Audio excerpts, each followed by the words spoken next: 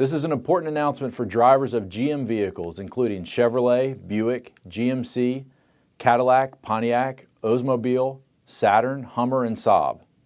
If your vehicle has a defective ignition switch, you may be eligible for compensation. Hi, I'm David Haynes, the managing attorney of the Cochran Firm's Washington, D.C. office.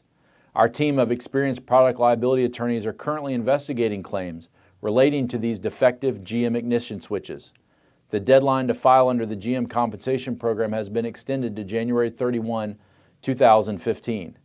If you or a loved one was injured in an accident involving a GM vehicle with a defective ignition switch, please contact us at 202-682-5800 or fill out a form on our website, cochranfirmdc.com.